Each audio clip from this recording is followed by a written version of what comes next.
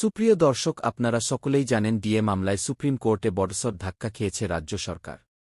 রাজ্যকে supreme court স্পষ্ট জানিয়ে দিয়েছে মাত্র 6 সপ্তাহের মধ্যে সরকারি কর্মচারীদের 2.5% বকেয়া ডিএ মিটিয়ে দিতে হবে। আর এতেই কার্যত একেবারে দিশেহারা অবস্থা রাজ্যের। এই বিষয় নিয়ে কেউই প্রথমে মুখ খুলতে চায়নি। রাজ্যের অর্থপ্রতিমন্ত্রীকেও এই নিয়ে প্রশ্ন করা হয়েছিল, কিন্তু তিনি নিজের অবস্থান স্পষ্ট করে জানিয়ে দিয়েছেন এই নিয়ে যা বলার মুখ্যমন্ত্রী মমতা ব্যানার্জি বলবেন। তবে সুপ্রিম কোর্টের ওই নির্দেশের পর মুখ্যমন্ত্রী মমতা ব্যানার্জিকে দিয়ে নিয়ে কোনো উচ্চবাচ্য পাঠ করতে শোনা যায়নি। আর অবশেষে সুপ্রিম কোর্টের রায় নিয়ে এবার মুখ খুললেন মুখ্যমন্ত্রী মমতা ব্যানার্জি। আর মুখ খুলেই করলেন একের পর এক বিস্ফোরক দাবি। ডিএ নিয়ে মুখ্যমন্ত্রী মমতা ব্যানার্জি যা বললেন তাতেই রাজ্য রাজনীতিতে নতুন করে হইচই পড়ে গিয়েছে এবং মুখ্যমন্ত্রী মমতা ব্যানার্জিকে একেবারে তীব্রভাবে কটাক্ষ করতে শুরু করে দিয়েছে সরকারি কর্মচারীরা। দর্শক, আপনারা জানেন সুপ্রিম কোর্টে রাজ্যের আইনজীবী অভিষেক মনোহ সিংরি প্রাথমিক অবস্থায় স্পষ্ট জানিয়ে দিয়েছিলেন যে একসঙ্গে রাজ্য সরকারি কর্মচারীদের এত ডিএ মেটানো সম্ভব নয়। সেক্ষেত্রে রাজ্য আর্থিকভাবে দেউলিয়া হয়ে যাবে, রাজ্য আর্থিকভাবে বিপর্যস্ত হয়ে পড়বে। তারপরও সুপ্রিম কোর্ট 5% ডিএ দেওয়ার নির্দেশ দেয়। তারপর পরপরই সুপ্রিম কোর্টে কার্যত কান্নাকাটি শুরু করে দেয় রাজ্যের আইনজীবী। এমনি দাবি করেছিলেন সরকারি কর্মচারীদের বিশিষ্ট আইনজীবী বিকাশ রঞ্জন ভট্টাচার্য। তারপরও রাজ্যের কোনো যুক্তিই শুনতে চাননি সুপ্রিম কোর্টের বিচারপতিরা। সুপ্রিম কোর্টের বিচারপতিরা নিজেদের অবস্থান স্পষ্ট করে জানিয়ে দিয়েছে মাত্র 6 সপ্তাহের মধ্যে রাজ্য সরকারি কর্মচারীদের 2.5% বকেয়া ডিএ মিটিয়ে দিতে হবে। তা না হলে তার আগে রাজ্যের কোনো যুক্তি শোনা হবে না। এই আবহে রাজ্যের একেবারে ভাডেমা ভবানী অবস্থা। কোথা থেকে এত টাকা জোগাড় করবে? এমনিতেই রাজ্যের মাথায় আগে থেকেই ঋণের বোঝা। তাহলে কি লক্ষ্মীর ভাণ্ডার থেকে শুরু করে স্বাস্থ্যসাথী, কন্যাশ্রী, একাধিক জনমোহনী প্রকল্প থেকেই কাটছাট করেই কি সরকারি কর্মচারীদের এই ন্যায্য অধিকার ডিএর টাকার ব্যবস্থা করবে রাজ্য সরকার? এই নিয়ে যখন একাধিক প্রশ্ন উঠছে তখন এবার অবশেষে ডিএ নিয়ে মুখ খুলেই বিস্ফোরক দাবি করলেন মুখ্যমন্ত্রী মমতা ব্যানার্জি। ডিএ নিয়ে কি জানিয়েছে মুখ্যমন্ত্রী মমতা ব্যানার্জি শুনুন। ডি মামলায় সুপ্রিম কোর্টের নির্দেশ নিয়ে এই প্রথমবার প্রতিক্রিয়া দিলেন মুখ্যমন্ত্রী মমতা বন্দ্যোপাধ্যায়। তিনি জানালেন এই বিষয়ে যা করার আইনিভাবে করবেন। বিচারাধীন বিষয় নিয়ে বাইরে মুখ খুলবেন না তিনি। সোমবার 3 দিনের জন্য উত্তরবঙ্গ সফরে যাচ্ছেন মুখ্যমন্ত্রী মমতা ব্যানার্জি। দুপুরে কলকাতা বিমানবন্দরে প্রবেশ করার আগে মমতাকে ডিএ নিয়ে প্রশ্ন করা হয়।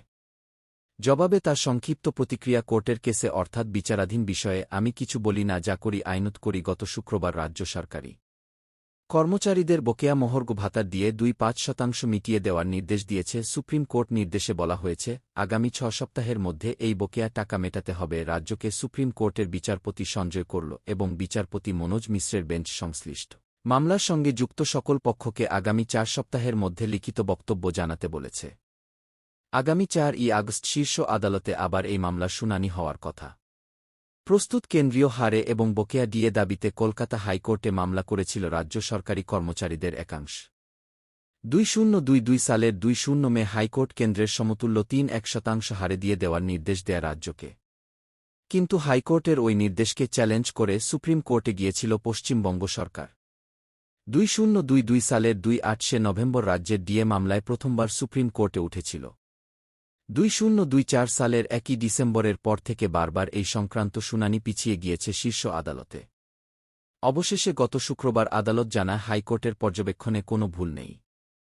রাজ্য সরকারি কর্মচারীদের যে পরিমাণ বকেয়া মহার্ঘ ভাতা রয়েছে তার মধ্যে আপাতত 2.5% দিতে হবে।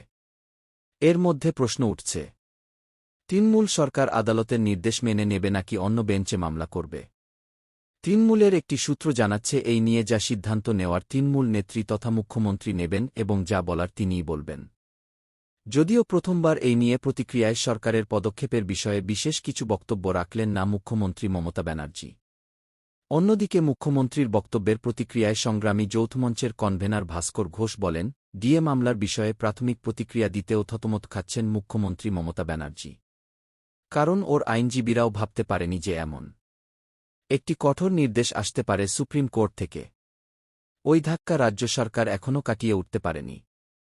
আর উনি যখন বলছেন যা কিছু করেই আইন অনুযায়ী করবেন, তাহলে সুপ্রিম কোর্টের নির্দেশ অক্ষরে অক্ষরে পালন করুন। বকেয়া 2.5% ডিএ দ্রুত মিটিয়ে দিন, এমনি বার্তা দিয়েছেন মুখ্যমন্ত্রী মমতা ব্যানার্জিকে সরকারি কর্মচারীদের সংগঠনের নেতারা। তবে ডিএ মামলা নিয়ে মুখ্যমন্ত্রী মমতা ব্যানার্জি নিজের অবস্থান স্পষ্ট করে জানিয়ে দিয়েছে যে বিচারাধীন বিষয় এই বিষয় নিয়ে আমি মুখ খুলব না।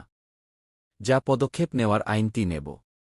আইনগত দিক দিয়ে যে পদক্ষেপ নেওয়া দরকার আমি সেই পদক্ষেপগুলোই নেব।